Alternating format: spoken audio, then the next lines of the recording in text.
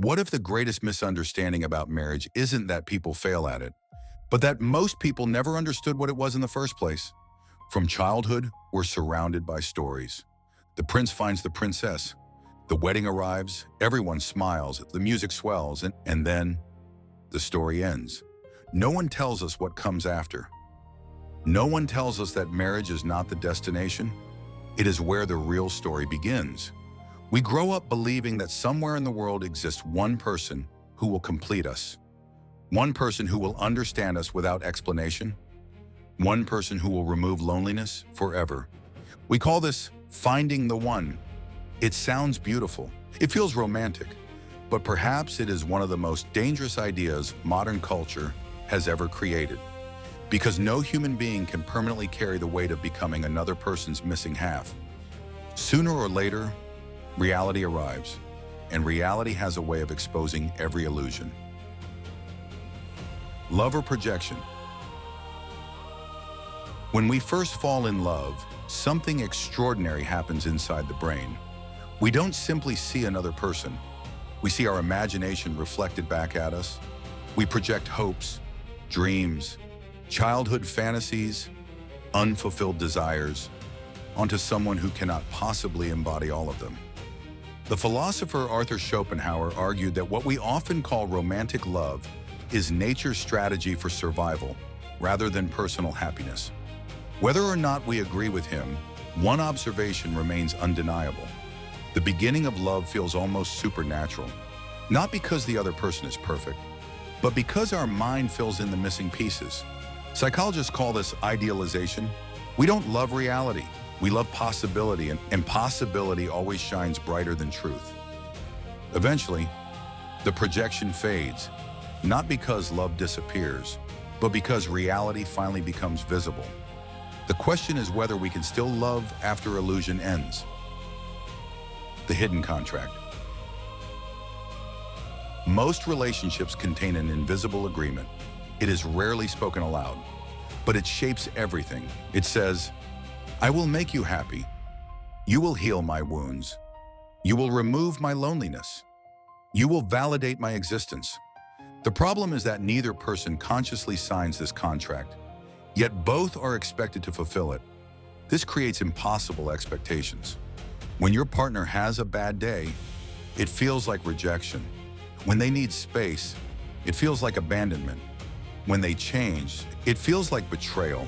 Not because they actually betrayed you, but because they violated an expectation you never realized you had. The tragedy isn't that people disappoint us. The tragedy is expecting another human being to solve problems that only self-understanding can solve. Marriage cannot replace identity.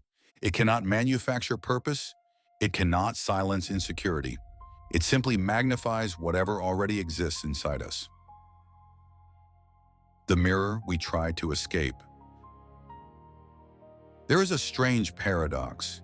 People often believe marriage reveals who their partner truly is, but more often, marriage reveals who they are.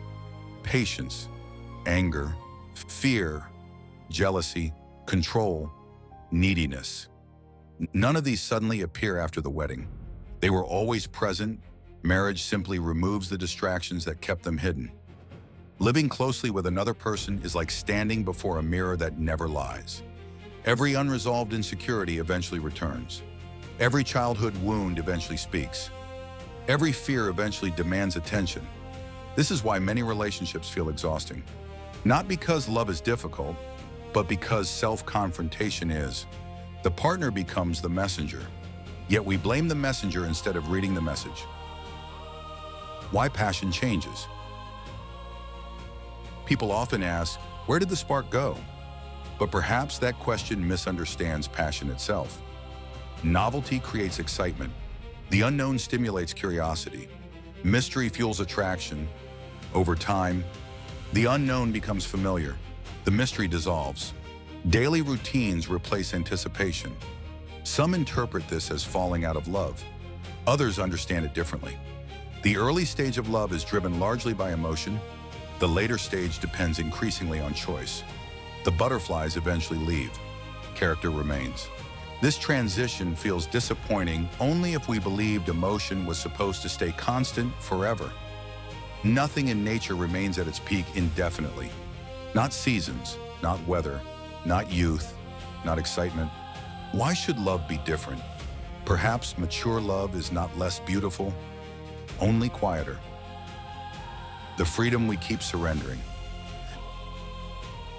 Many people unconsciously enter marriage hoping to escape uncertainty.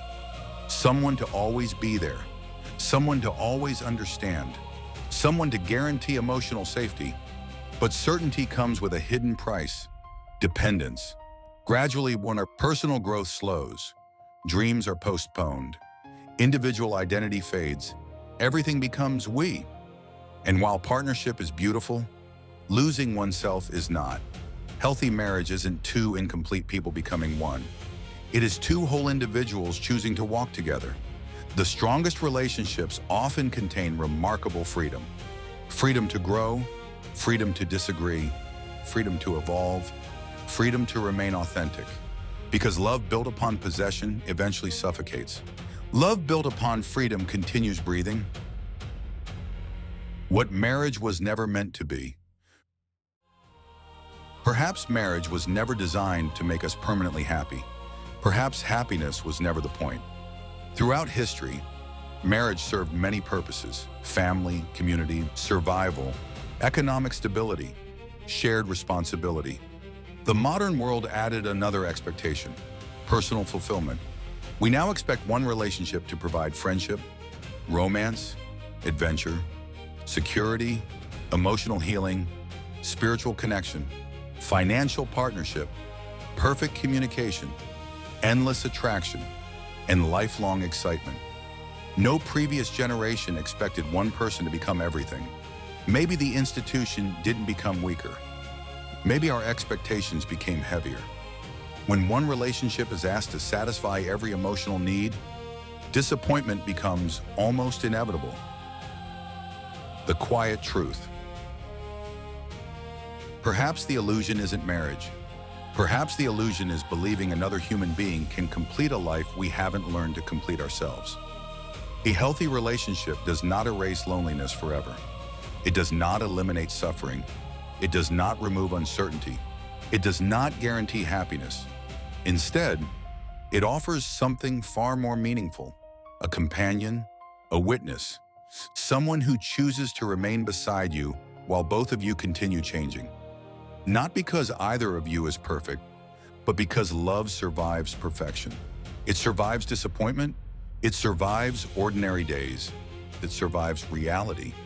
The strongest marriages are rarely the most passionate. They are often the ones built on acceptance instead of fantasy. Not two souls finally becoming whole, but two already evolving people choosing, day after day, to grow in the same direction. And perhaps that is the greatest freedom of all. Because real love begins exactly where illusion ends.